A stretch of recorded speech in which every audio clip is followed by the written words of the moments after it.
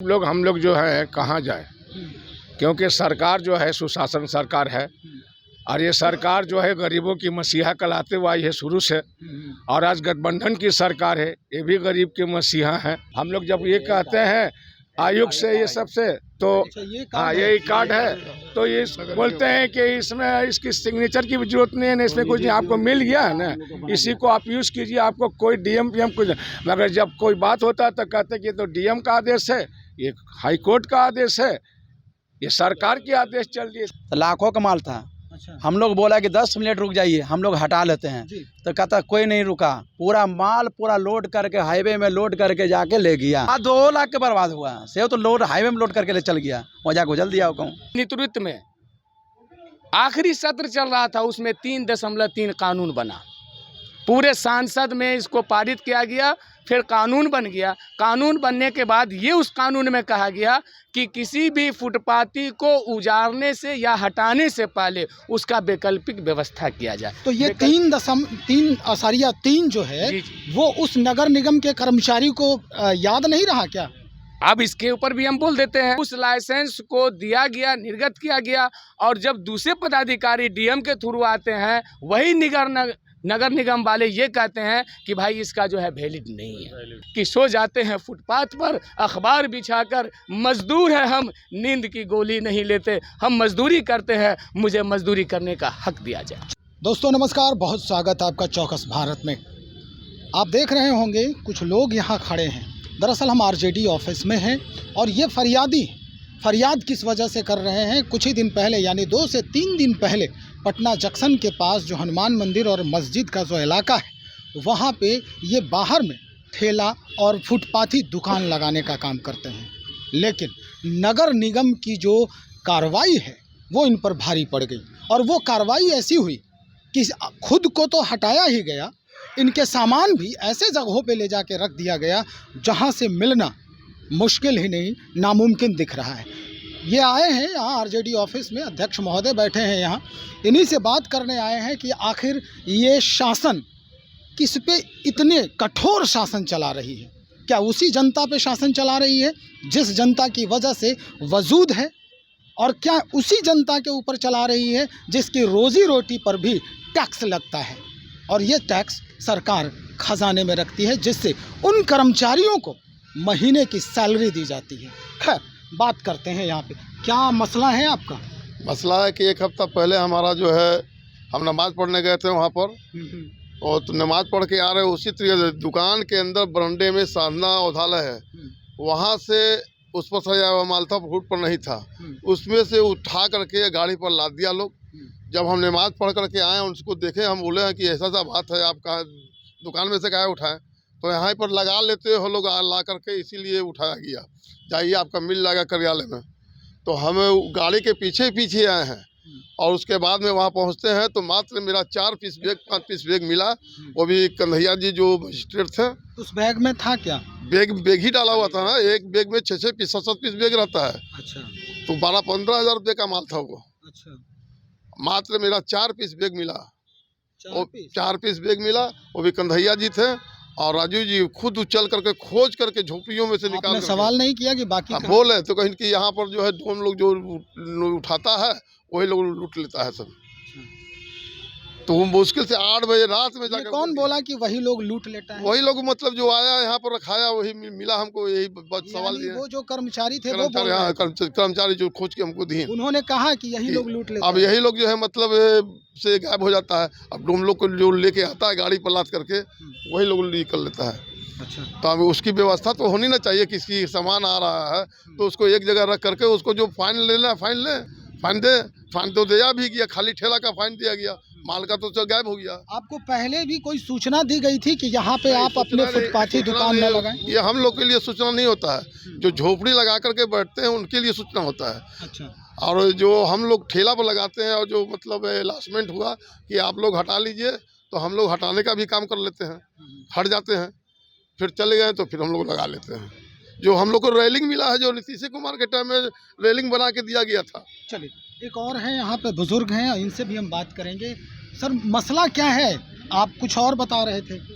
मसला यही है कि आखिर इतने गरीब लोग हम लोग जो है कहाँ जाए, क्योंकि सरकार जो है सुशासन सरकार है और ये सरकार जो है गरीबों की मसीहा कहलाते हुए आई है शुरू से।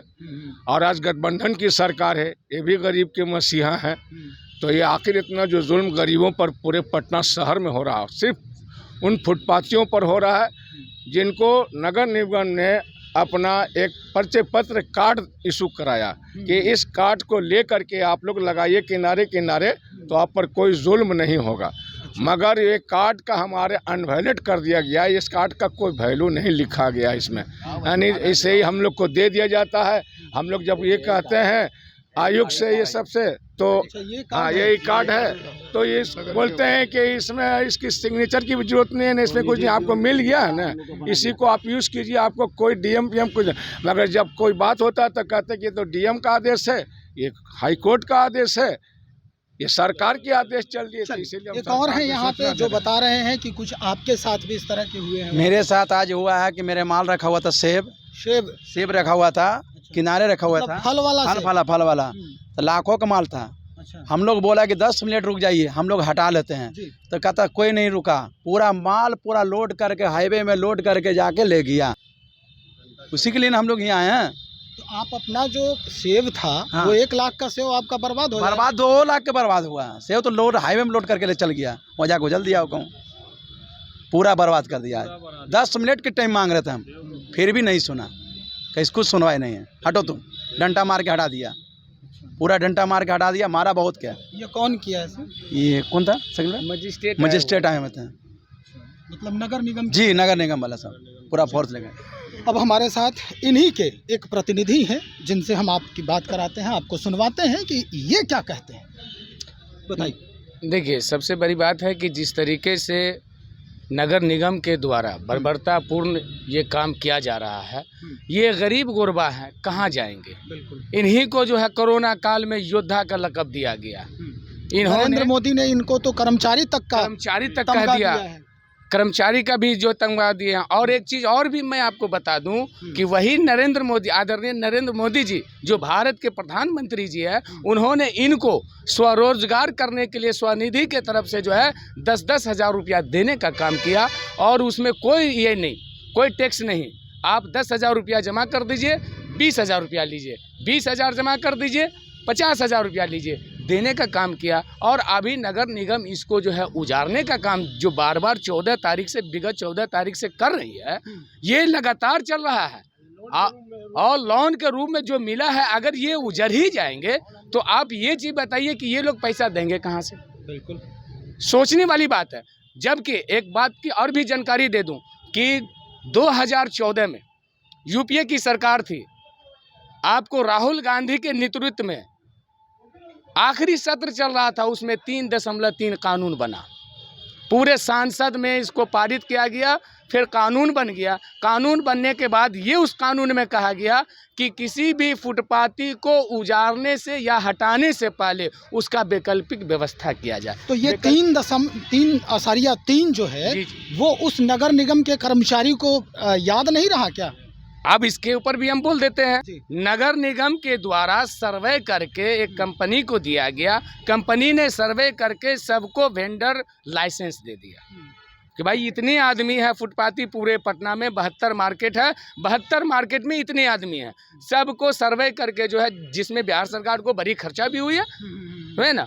और सर्वे करने के बाद जो है सबको जो है, अभी आपको जो थोड़ी देर पहले लाइसेंस दिखाया गया, उस लाइसेंस को दिया गया, निर्गत किया गया। और जब दूसरे पदाधिकारी डीएम के थ्रू आते हैं, वही नगर निगम वाले ये कहते हैं कि भाई इसका जो है वैलिड नहीं है, कोई वैलिडिटी नहीं। अब एक बार नहीं, कई बार हम लोग को मिला है। ये बार बार इस तरीके से हो रहा है। हम लोग सर गरीब आदमी हैं, जीवन जो है अपना परिवार का जो है भरण पोषण जो है करते हैं, कोई चोरी चमारी नहीं करते हैं। हमारा एक सबसे बड़का उद्देश्य ये रहता है कि जो हमारे बिहार वासी जो है, जो बड़े बड़े दुकान में जाएंगे, मॉल में जाएंगे, तो वहाँ सेल टैक्स लगेगा, बिजली बिल लगेगा, स्टाफ बिल लगेगा, तब जाके आपको एक जो है सामान दिया जाएगा। लेकिन यहाँ पे जितने भी फुटपाथ दुकानदार हैं, वो सिर्फ अपना पेट का बिल लेते हैं और उचित रेट में जो है सामान देने का काम करते हैं। यही दुख होता है।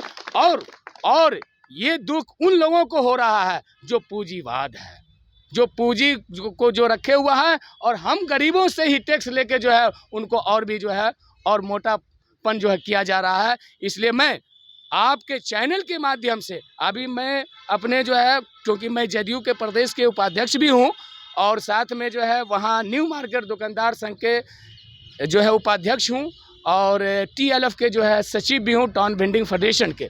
लेकिन उसमें जो है अभी मैं वहाँ पे दे दिया हूँ, संजय गांधी जी को दिया हूँ, और अभी हमारे शहाबुद्दीन साहब जो वहाँ के अध्यक्ष हैं वो अभी हमारे राष्ट्रीय जनता दल के अध्यक्ष जी से जो है वार्तालाप भी कर रहे हैं, अपनी समस्या को सुना रहे हैं। और मैं आपके चैनल के माध्यम से माननीय मुख्यमंत्री जी और माननीय उप मुख्यमंत्री जी से बड़ी विनम्रता पूर्वक आग्रह करूंगा कि वो हमारी समस्या को सुने, हम गरीबों को सुने, क्योंकि गरीब जो है गलीज नहीं है, गरीब मेहनत का इंसान है। और इसी पे मुझे एक चीज़ याद आ जाता है कि सो जाते हैं फुटपाथ पर अखबार बिछाकर, मजदूर है हम, नींद की गोली नहीं लेते, हम मजदूरी करते हैं, मुझे मजदूरी करने का हक दिया जाए। चलिए, ये जानकारी तो आपने दे दी कि क्या मसला है आपका, क्या दर्द है आपके। आप अभी RJD कार्यालय में हैं, राष्ट्रीय जनता दल के कार्यालय में है, यहाँ आप किनसे फरियाद लगा रहे हैं? ये हमारे जितने भी फुटपाथ दुकानदार संघ हैं ये सब महागठबंधन के आदमी हैं। मैं अपने साथ भी ले जाके अपने जदयू कार्यालय में, मुख्यालय में ले जाके संजय गांधी जी से मिला, बिहार सरकार के मुख्य सचेतक है, माननीय मुख्यमंत्री जी के पास आज बोलिन है कि शाम में लेके जाएंगे।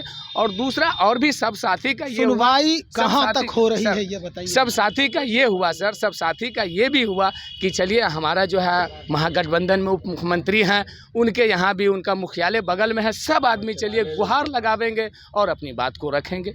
चलिए, आप गुहार लगाने आए हैं जी यहाँ। बिल्कुल। अब देखना ये होगा कि जो गुहार लगा रहे हैं ये फुटपाथी दुकानदार, इस गुहार पर पक्ष जो महागठबंधन की है, सरकार सत्ता में जिनकी है, वो गुहार की आवाज़ जो है, पुकार जो है, वो नगर निगम के बड़े अधिकारियों तक पहुंचती है या नहीं, हमें इंतज़ार करने की ज़रूरत है। इनके लूटे हुए माल वापस आते हैं या फिर कहीं और उसको रिप्लेस कर दिया जाता है।